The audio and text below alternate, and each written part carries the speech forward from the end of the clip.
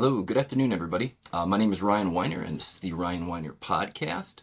Here is where we talk about and explore all things that have to do with our existence, anything in the afterlife, all those sort of good stuff. So if that interests you, please hit that subscribe button and the like button, and we'll be able to get you more of this good content. And it's the way that, YouTube actually knows we're alive over here. So today, our guest is a wonderful person named Nicole Meeuws.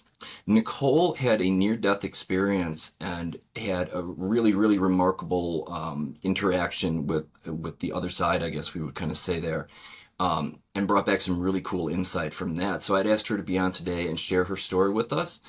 So Nicole, if you want to take it from there, yeah, it's all yours.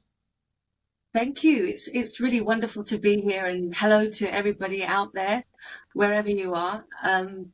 Gosh, yes. I mean, where should we begin? Should we begin with my near-death experience, or would you like to talk about supernatural experiences that I've had as a young child already? What would you Which prefer? which would you like to lead with?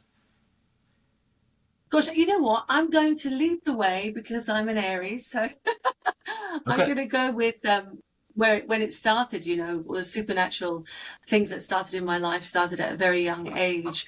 I was, I think, possibly around 3 years old when I started getting visitations by blue beings, and they would come through my window at night, and I would be kind of taken out of my body through the window down the road. We lived in a beautiful area with everybody had a huge garden, and I was taken down the road into a neighbour's garden. They had a huge forest in their garden, and taken to a place that was full of lights, and a dragon would be there as well, a funny kind of a dragon, and that would happen almost every night between the ages of 3 and around 6 years of age. So that was a really interesting experience because I used to really get excited about going to sleep at night because I would once again be taken by the two blue boys that I used to call Okay. them, and they would take me to this. I don't know what it was. What were the lights? They could have been anything. To me, I interpreted it as a kind of a like a fairground, a fun place to be. But in hindsight, I think that lots of flashing lights, very colourful. What could that really have been? I don't know. I don't know. I'm still wondering why they had blue skin. I'm still wondering why they were small. And so, yeah, so that was my experience. And then when I lived in South Africa, I lived on a rural farm, and there I was around in my early 30s. I started having really incredible supernatural experiences on the farm. I think the closest village was 8 hours away by car. I lived, amongst wild monkeys and wild peacocks and all different types of venomous snakes, cobras and pythons, and yeah, it was a crazy place. But on this farm in the evening, when I would just sit by on the veranda looking at the dusk colors change the sky, I remember seeing these incredible green orbs that were just a couple of meters in front of me. They were huge orbs, bright neon green, two of them, and they would be following each other, just hovering above the ground, about, I would say, about 10, 15 meters away from me. And I would see that happening, and I would think, wow, this is interesting. And because I was never scared of these kind of things, I find it much more fascinating than scary. I would just observe these things and, remember them. And then this farm, it was like an old shabby farm with rooms, no furniture. I lived quite a wild life, sleeping on mattresses and things like that. It was a very natural organic life on that farm. And I remember one day hearing a woman sing opera in the house. And I went inside on the veranda, and I went inside and I looked at a wall, and there was this music and a woman's voice coming from a wall. It was so weird. Yeah. And it just lasted for a couple of seconds, and then it was gone. So, that was very interesting. It already opened the door into my mind to understand that there's much more here than we realize. You can't hide from that. When you have an experience like that, something changes within you. Mm. So that certainly changed something within me. And then the other supernatural experience I had, and I met this wonderful elderly lady in her 80s, and she said, listen, you can come and stay with me. And I remember one afternoon I moved into her house and she said, listen, you can live in the attic, stay there for a few days, de-stress, just don't think about anything, just de-stress. But I will warn you, the attic is haunted. But it's a nice ghost, you don't need to worry. And I laughed at what she said. You know, I didn't take her serious. I just thought she's like a crazy cat Of lady because course. she had so many cats, so many Yeah. plants everywhere. And and finally I felt really safe in this attic of this elderly lady, and it was such a cozy place with beautiful mint green walls, and she had crocheted this beautiful bedspread over the bed. It just felt like home. And I remember falling asleep and waking up around 3 or 4 in the morning, and as I woke up between, I think it was 3:30 or 4 in the morning, the entire room filled with the most incredible rose-scented essence, fragrance, like pungent in the room, the most beautiful fragrance. It was in the midst of winter. There were no plants inside a house, Yeah. just outside. There were no roses in the winter. And I just remember just feeling completely peaceful and almost like I was being healed by this smell that was like so incredibly beautiful. I still haven't found a perfume as beautiful as that smell of roses, because it was incredible. It was just sublime. And so that was so that happened around 2011, 2012, and then my spiritual experiences ceased from that moment onwards until that fateful day in 2015 when I was 4 months pregnant. And that was quite an interesting event that took place. But at the same time, it was quite a horrific and intense experience. Um, I wasn't feeling well that day, and I was rushed into hospital. My husband's a doctor, and he said, listen, we need to check you out. There's something not right with you. Let's see what's happening with the baby. And I went to the hospital, had a scan, and they said to me, listen, the baby didn't make it, unfortunately, and we need to operate you fast. And of course, I was like, oh God, great. At that time I Yeah. was 39. Yeah. And thinking, it's my last chance to have a child. And even though I wanted to have children, there was also a part of me that I really, really wanted to be free and have my freedom. So it was almost like an inner war that was raging inside of me. And so there I was on the operating table, and the doctors gave me the anesthesia. And as they gave me the anesthesia, immediately at that moment, my heart rate skyrocketed and my blood pressure skyrocketed. And the doctors that were around me immediately panicked. And they were like, what? Looking at the scans. And I immediately panicked on the bed. But as I panicked, I was out, Yeah. out of my body, pulled out into this incredible luminous blue-white light. And I immediately knew that I was heading somewhere, and I was out of my body, and that I needed to relax. I needed to just accept it. I didn't need to fight against anything. It was almost like a remembering that I was going somewhere. I'd been in this scenario before. It was very interesting. And I was sucked into this blue-white light, a million miles an hour, into this illuminated, white, brilliant, bright, fluid room. And as I stood there in this incredible, enormous, brilliant white blue room, I saw these incredible marble thrones. And I just thought, wow, these are massive, huge. And on those white thrones were two beings. And I remember they had bluish skin. They had feathered hair, all in different shades of blue, indigos and purples and whites, very long, you know. They had fish tails, humanoid faces. They had almost a lion type of a nose, a very wide, beautiful lion nose with whiskers coming out. And I thought, what on earth is this? And at that moment of thinking, what on earth is this? They telepathically looked at me And I felt this incredible, deeply peaceful feeling come over me, and know instantaneously that these were my tribe. This was my soul family, as it were, without the cliches, That's what I was told. These were my tribe of people. Finally, I was home. And in that knowing, they telepathically also told me that I'd lost a child, that everything was going to be okay, that I wasn't supposed to have children in this earthly realm, and that I needed to just understand that it's all for a higher purpose.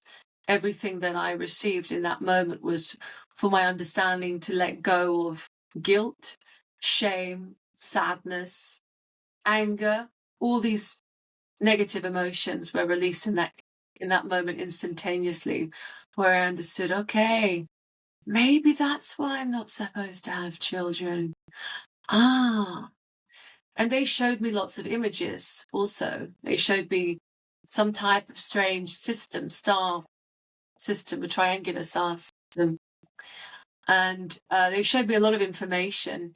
And as I understood more and more where I was, instantaneously I was sucked back into my body. I don't know how long it lasted. Um, who knows, really, how long I was out of my body and clinically dead, because obviously my heart stopped for possibly around maybe 2 minutes or so, or slightly less. And as I woke up, I remember this Viennese nurse sitting next to me, and I grabbed hold of her hand, and I was talking to her, and I was saying to her, "Oh my God, you have no idea where I've just been. Oh my God." And I was crying. There was so much joy in my heart. And this Viennese nurse just threw my hand down and said, "Get off me." And I immediately felt the heaviness of this earthly realm, this sterile nurse who should have actually been empathetic towards me, wasn't. And luckily, you know, I was right next to my husband as well. And he said, "Don't worry, everything's fine, everything's fine." But what I didn't realize while I was talking to the Viennese nurse and my husband fluently about where I'd just been, I was talking a completely different language. I was talking, it seemed to him, as he recalls, an ancient language, something that sounded like ka, ka, and high-pitched frequencies and dolphin sounds and whale sounds and whoop. I can't even do it. Oh, my voice will break. And Yeah. I was just in a totally different mindset and understanding, with vocal cords using frequency in different tones and high-pitched squeals. And it sounds ridiculous, in our realm here. But I was speaking that language fluently to him for at least around 10 minutes or so, until I slowly regained my consciousness. Yeah. So that was my very unusual experience of the ancient tribe, my ancient tribe. Yeah. Um, I yeah, did it. Yeah. so one of the Like, things I was going to ask, you had said that, they were able to show you some kind of visuals and pictures. What sort of stuff did you yeah. see, if that's something you can share in words? Look, I what I saw was fragmented timelines, places and timelines, nature, cities, people, all kinds of different scenarios. But it was so fast that I can't really tell you what I saw. But it's like a stream of understanding, and it's like you're watching a movie, but in fast forward, really Yeah. fast. So obviously, whatever happened then, I was supposed to take that in and bring it back into this realm. And yeah, I can only say that they must have told me a lot about this complete reality that we're in. What I came to understand, what I feel 100%. It's not even what I believe. It's what I know, is that this realm is the dream realm. We Mhm. are in the dream realm now, even though it seems very real.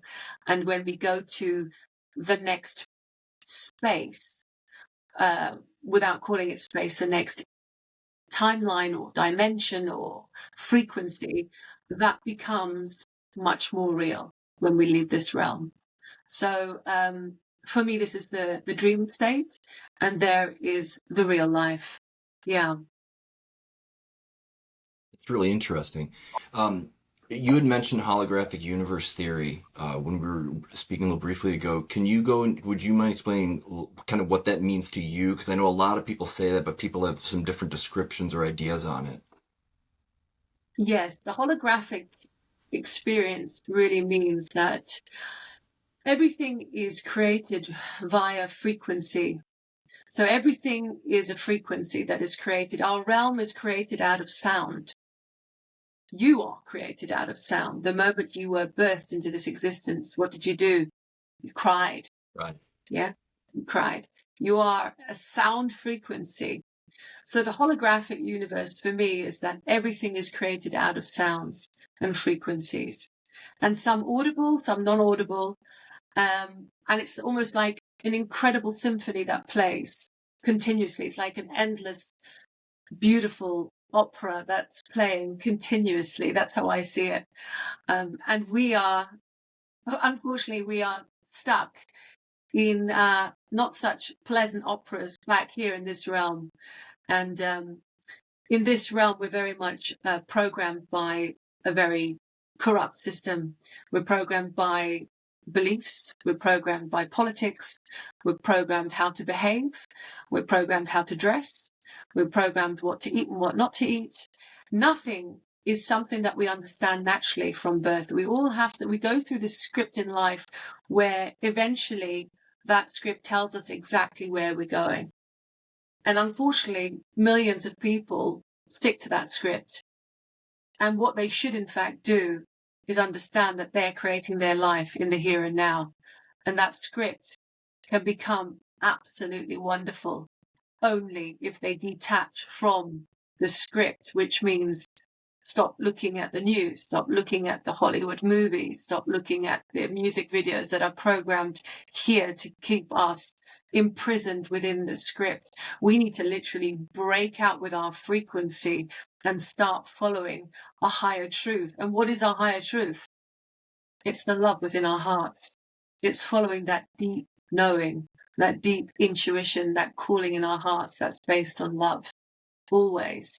It's that powerful, potent frequency that tells you if that's a good idea or if that's a bad idea. And mostly we listen to that good voice, but sometimes we also listen to that bad voice and make wrong decisions in our life, maybe through addictions or bad relationship choices or whatever it is that, you know, you decide to do with your life. We just have to follow the trust within our hearts. And I think those beings really gave me a deeper trust in life, following the signs that are around us, like the Native Americans.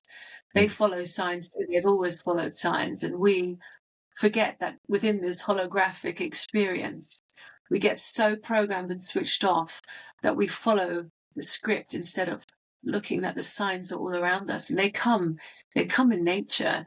They come with people that come into our lives. They come in the most extraordinary ways.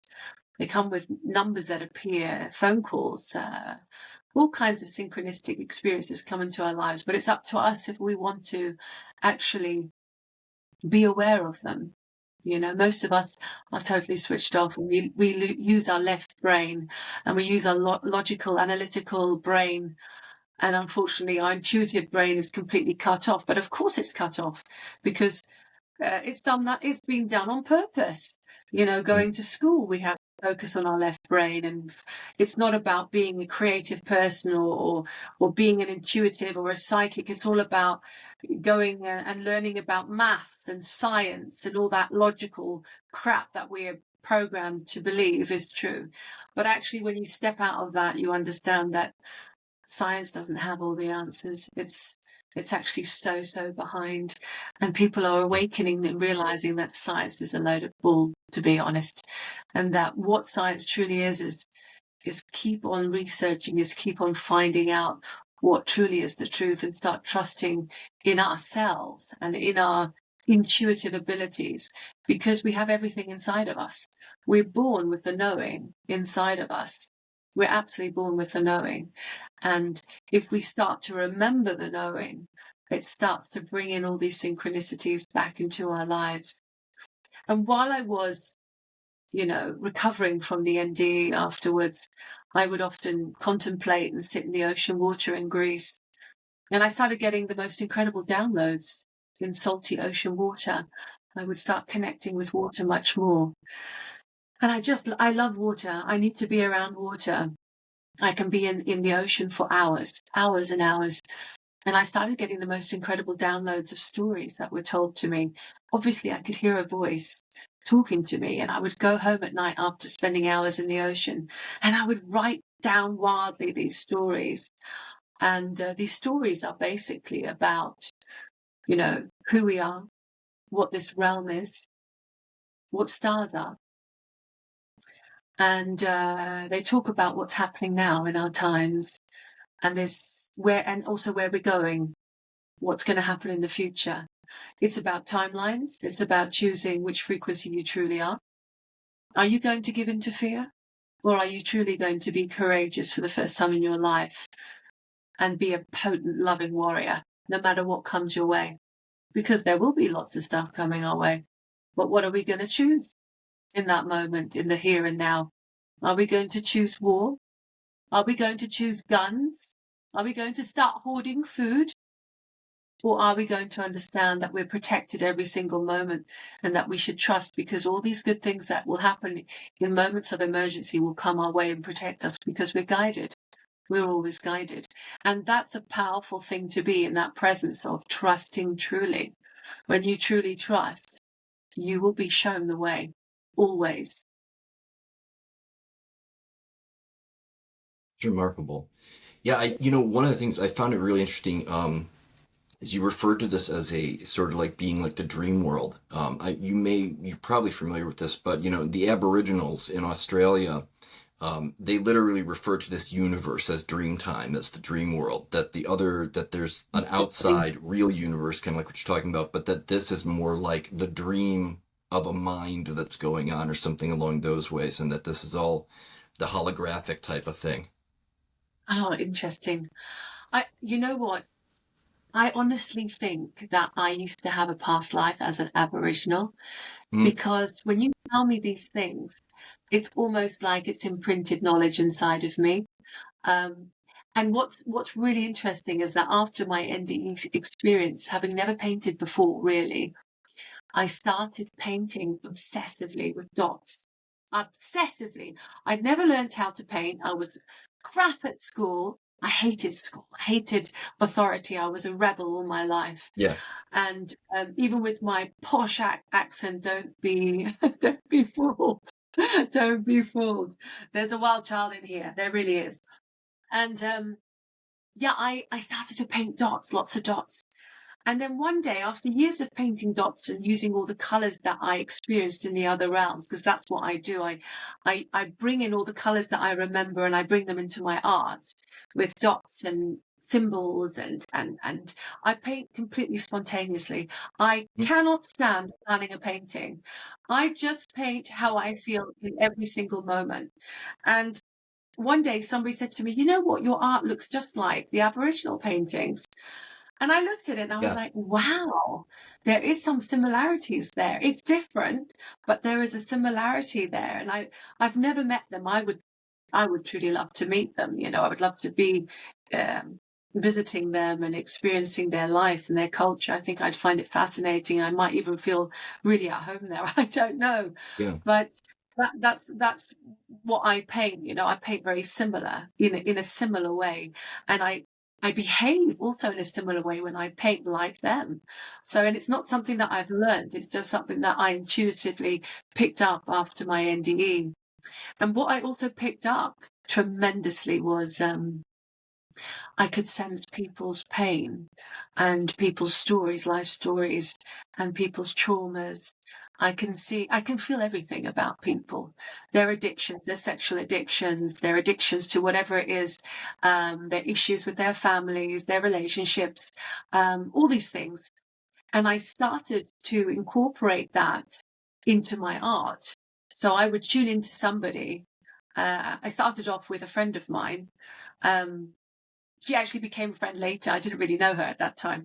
And I did a painting for her of what I felt. And as I painted, I take a few days to paint these paintings for my people, for my clients around the world. And as I painted, I bring in all these symbols that I feel and see in my mind's eye and colors that represent them. And and then I spontaneously write uh, a letter about this art, what it represents, what the meanings are in the symbols, in the colors. And this person was utterly shocked when I showed her the art and wrote, and she read the letter. She was like, wow, that's crazy. That's exactly what I'm going through right now and what I have been going through the last few years. And how are you able to pick that up? So I started to do it more and more. And eventually it became something that I was so good at that I called soul frequency paintings. And now I I do these for people. Whoever want to have a soul frequency painting, I do them for my clients. So it's something that I absolutely adore. Um, it doesn't just bring them healing, it brings me healing, because while I'm doing it, I'm almost transmuting the pain from them into myself and just healing it energetically. And it's not something that I can do. Everybody can do it. I'm nobody special. I'm not a guru. It's just something that if we switch off to the noise, to the crappy movies, to the Netflix, to our phones, if we disconnect from all of that crap and start to go back into nature and truly feel, yeah, then we can go back into all these psychic ways of being. Because I'm sure you, Ryan, are extremely psychic. It's just about tuning into that again and trusting it. It's not about going into your left brain logical mind and saying, Right. am I really doing that? Forget about that. That's a controlled pattern program system within this life, this earthly realm, which is a dream realm anyway. And once we disconnect from that logical left brain way of being and connect more with that right brain within a balanced way of being, we can start opening portals within ourselves, and we can start to really truly connect to God within ourselves, which connects to the higher presence of God. That's everything and everywhere and all around. And that's how we truly start realizing how powerful and how magnificent we all are. And we start healing from all kinds of traumas, all kinds of addictions. We stop judging people. We stop saying, she's talking a load of crap. Or we start understanding that we're projecting all our inner issues on others instead of saying, you know what? I'm going to trust. I'm going to let go from all this crap because it's no longer serving me. It hasn't served me for years. Why am I holding on to this bag? Let me rid myself of this heavy crap that I'm carrying all around, and let me start to just be myself and love myself. Because when you start loving yourself, your frequency gets higher. You stop the smoking, you stop the booze, you stop the drugs, you stop eating the crappy food, because you start, loving this vessel, because this vessel also needs nurturing care in this dream realm to become potently strong and aware and open to the magnificence of this holographic experience called, what shall we call it? Life? Possibly. Yeah. Yeah, I'm gonna put a link down to your paintings there. But they're absolutely stunning. They're really cool. It was when you said that about the Aboriginal thing, it took me a second, but when I saw them the first time, I was like, those remind me of something, and I can't place it or figure out what it was. As soon as you said that, that's where I've seen that before. The dot paintings, the things on the cave walls and stuff that Yeah. out by Ayers Yeah. Rock and everything. But yeah, no, that Yeah. totally that's not surprising at all. Um, you I'm have I'm in your bio there. Oh, go on. I'm sorry. Yeah, sorry to interrupt you. I'm fascinated about stone paintings as well. I absolutely love stone art. And I've actually heard a theory. This is a really interesting theory that this is something that I've heard, okay? So it's not something that I've experienced, but we go through Yeah. resets. And every reset, people are Oh, yeah. put in put in into our world to create fake stone painting murals on the wall. So we Hmm. believe that they're thousands of years old because they don't want to tell us that we're resetting every few hundred years. I've heard about that. So it's a fascinating concept. I don't know if it's real or not. Um, I do also believe that there are ancient stone paintings around. I do know that. I know in Africa they've found a lot, especially with the Dogon tribe. There's some beautiful stone paintings with the Dogons of interdimensional extraterrestrial Yeah. beings. Um, I actually don't. You know, it's difficult because I think that we are living in a realm where we have water above us and water below us. Um, this goes back in uh, ancient religions are talking already Hmm. about the water above us, and of course, every time we become super aware and super spiritual, there's a reset. There's another reset coming, so that we lose all the knowledge. We go back to source and we get reborn into being completely, like the three monkeys. Yeah. Yeah. So what we need to remember is we need to find out who we are right now. That's really important more than anything. We need to know who we truly are now. And that's why it's so important to understand that we need to look after ourselves. We need to be loving towards ourselves. We need to stop thinking in division consciousness, but rather more in unity consciousness. We have to understand that we are all each other, living different experiences. I'm in India, I'm in Africa, I'm in New Zealand, I'm the Palestinian, the Israeli. I am everyone living different experiences.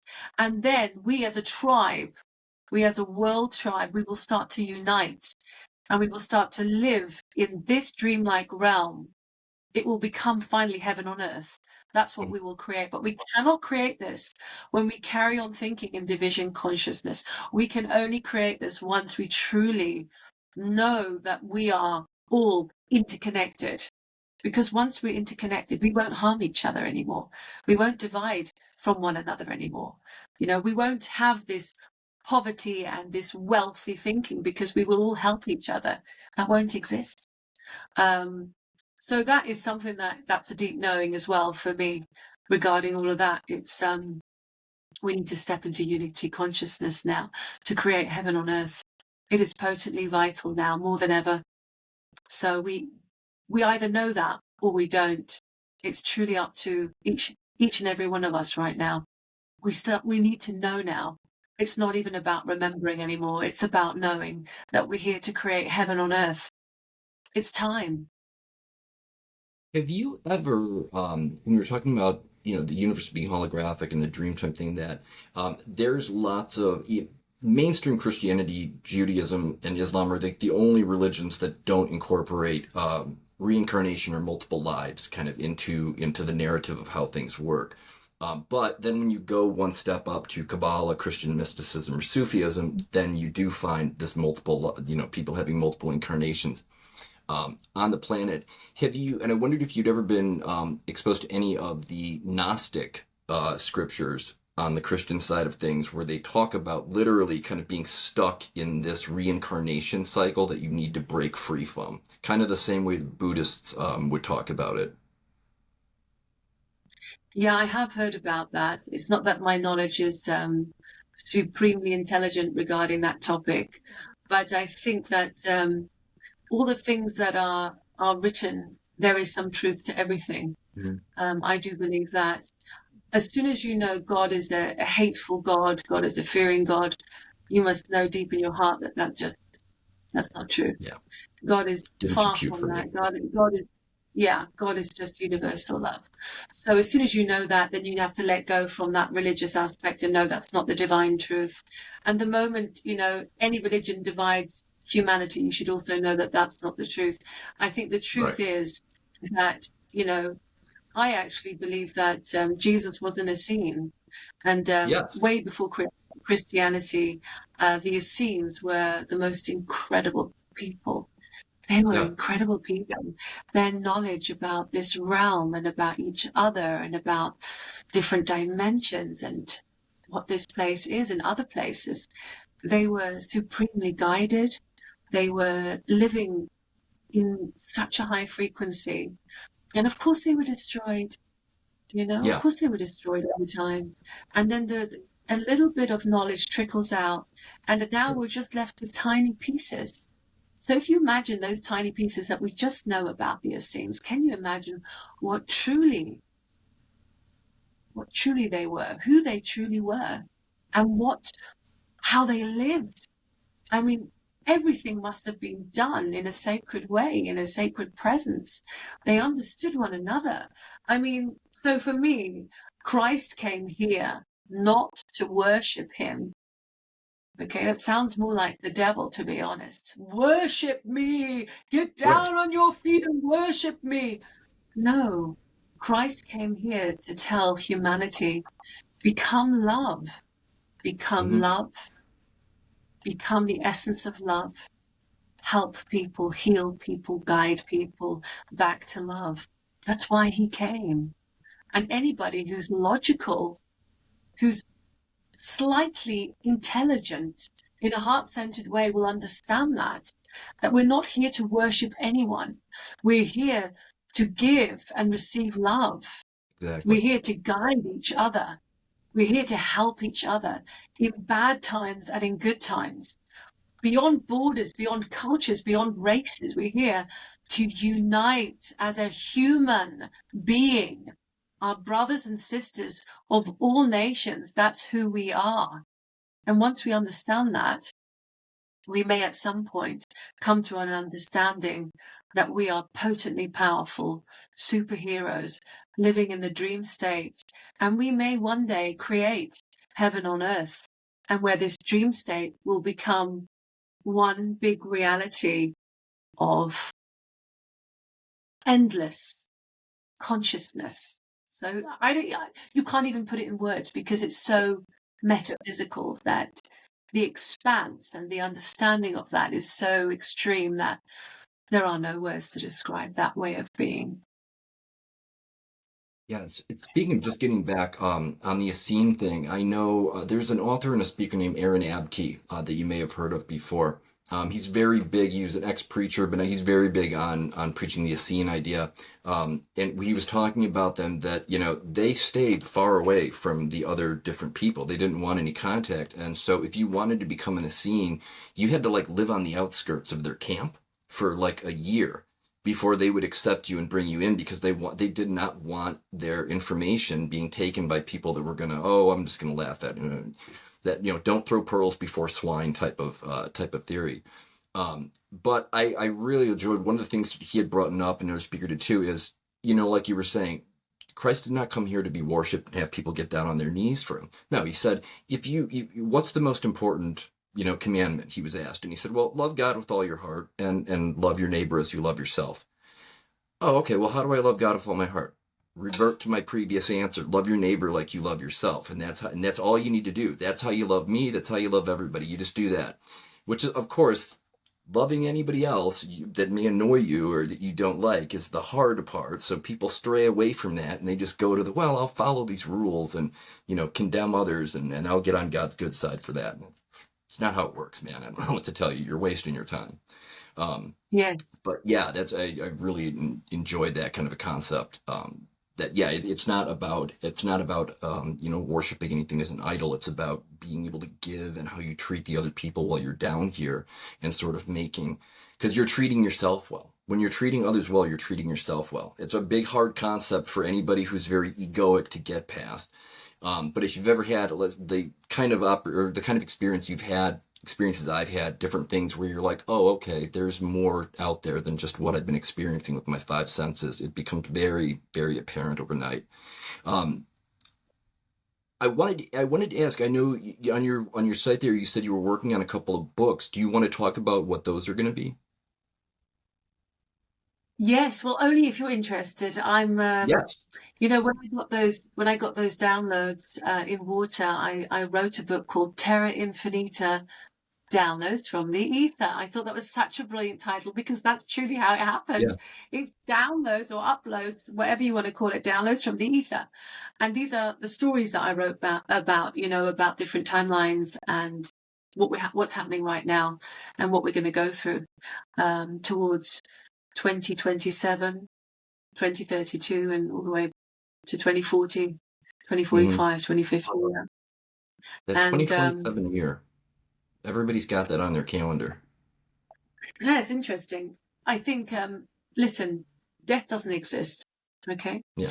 But a lot of us are going to leave either through choice or through whatever means we'll leave. We mustn't look at that as a negative thing. We must look at that as we're just leaving the dream state. That's all we're doing. We're leaving the dream state and going back home. But those of us that will stay will implement into the grid the new way of being. And that's incredibly powerful and potent right now. Which is why we really need to know who we are right now. Because if we don't know who we are, we will implement the wrong grid. Okay. So implementing in the right grid really means being truthful, being authentic, being pure of heart. It's really having a pure heart.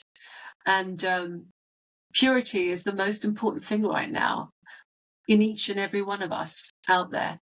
Being honest, you know. I think about all the people that have issues with lying, and I know a few, and not being able to tell the truth.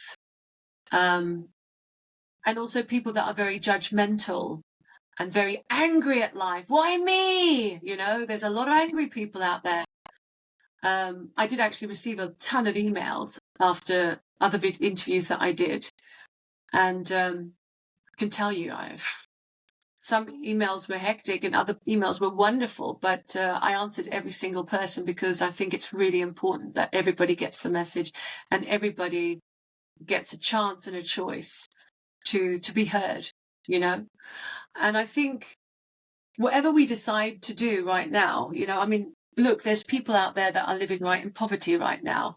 There are people that are living in war-torn situations. There's all kinds of scenarios right now playing out in our holographic experience. But what we need to understand is that it sounds terrible, but at the same time, we have to look at all these experiences without our ego and come to it from a place, from a godly perspective, and understand that we're fragments of the source being dispersed all around the earth, this realm, learning different experiences because we've chosen to. And a lot of people get really triggered by that. You know, I didn't Mm. experience being in an abusive relationship or being in poverty. I didn't experience being molested as a child.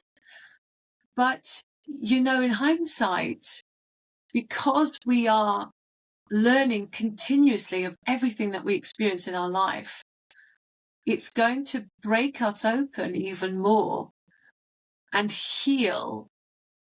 Who knows how many past lineages we need to heal in our lives. It's going to break open our hearts even more to heal ourselves. And who knows what we're going to do with those experiences. Maybe we become mentors to other people. Maybe we become humble through those experiences. Maybe we need to become humble through those experiences. Yeah? Because who were we before? Who were we before? And it's an incredible concept to think about that. And it's not an easy one. So, and I'm not here to know if that's the truth or not. I'm just here to give you my perspective on why that possibly could be the case. And just make peace with it. If you can make peace with Yeah. situations, hardcore situations in your life, you can actually go through them much easier. And I can speak from my own perspective regarding a horrific health crisis that I went through where I was bedbound, unable to walk in 2020. And honest to God, I never thought I was going to get better ever again. And I'd actually given up. I became suicidal. All kinds of issues started happening. And I remember going through that and almost giving up. And at the point of me finally saying, right, I'm giving up, that's it.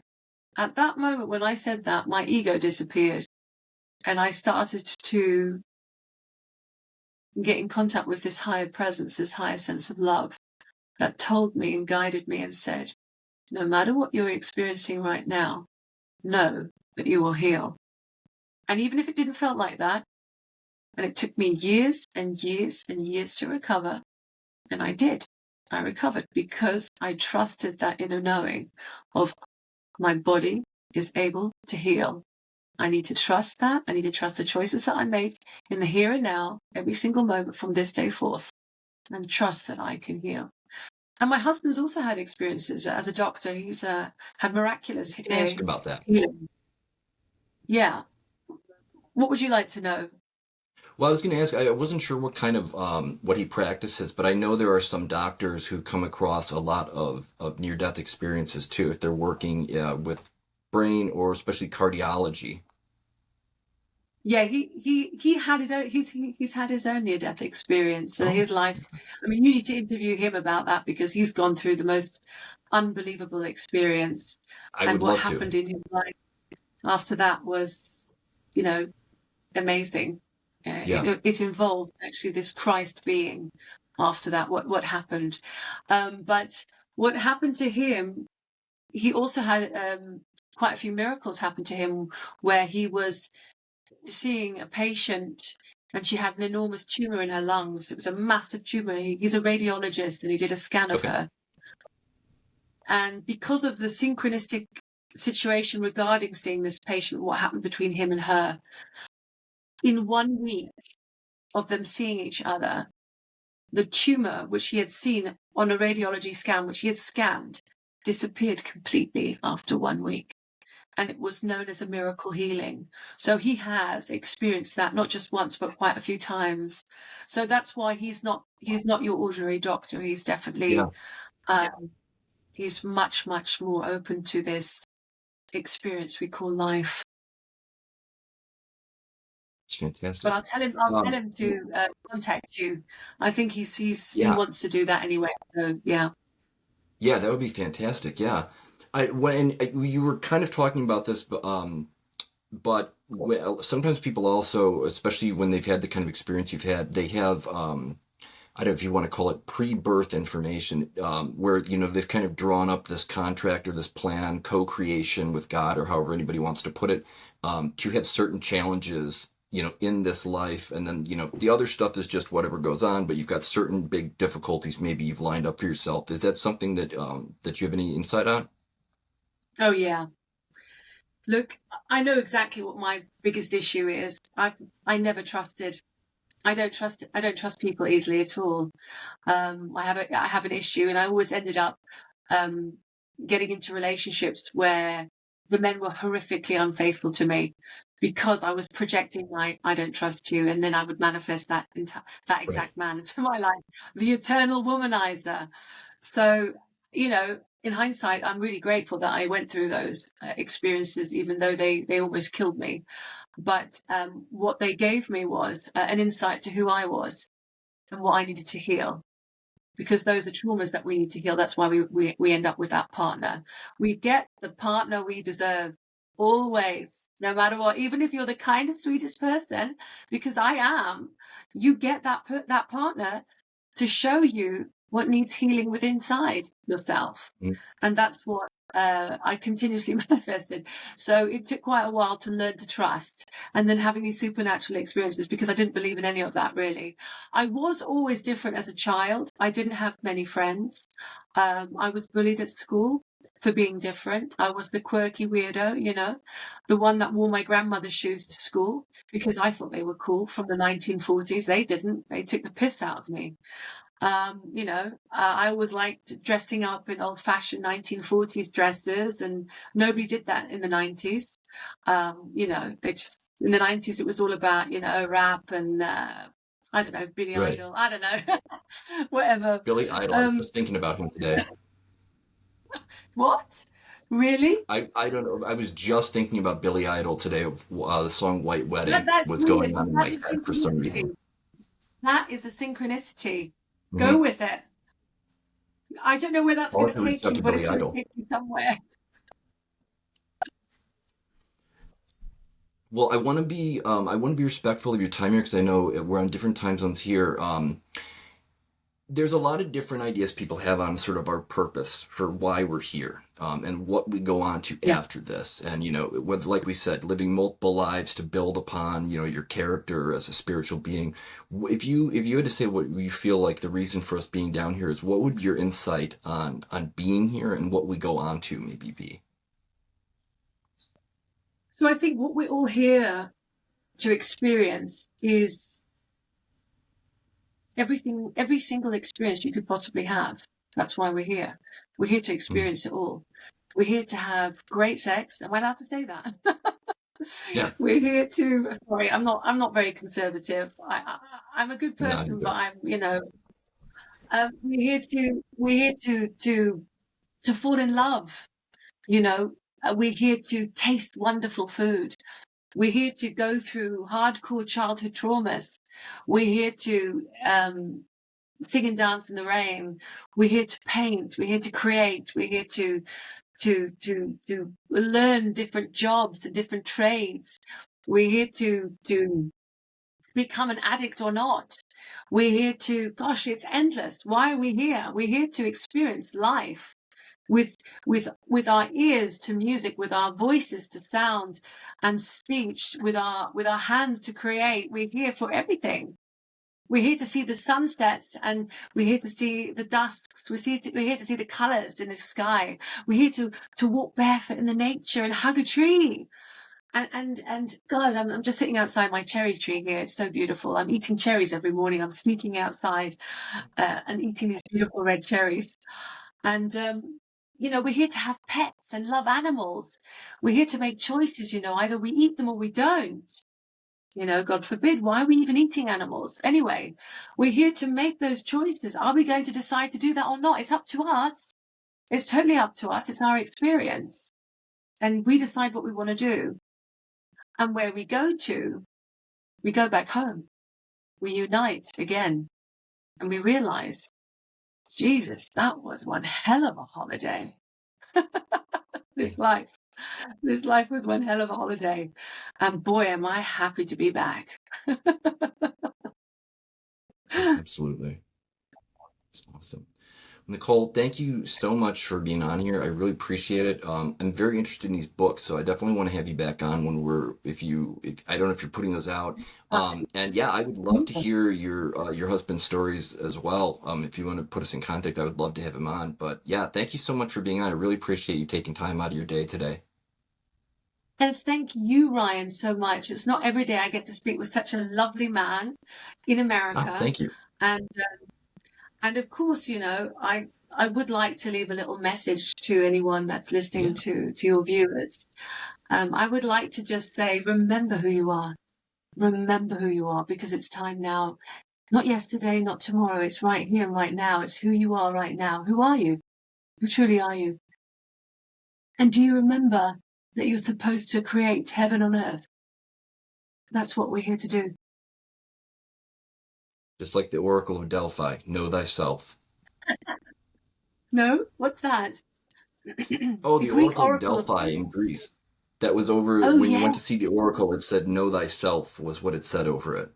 Or when Oh, like over really? Oh, like the place you went into. isn't Yeah, that amazing? the Oracle of Delphi. Yeah, she was. It was somebody that you went to, and they would speak in tongues or do whatnot and give you predictions of the future. But that's what was supposedly posted over the temple, said "Know thyself," and that was what you before you even went in to talk to this person.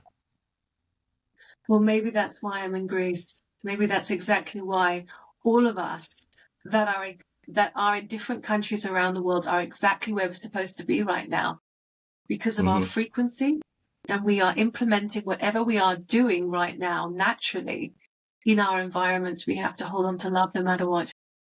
That's where our frequency will expand. And we need to do that no matter what happens, no matter what comes our way. Always know that you are a potent human being, and we need to remember who we are in the here and now, creating heaven on earth. Absolutely beautiful.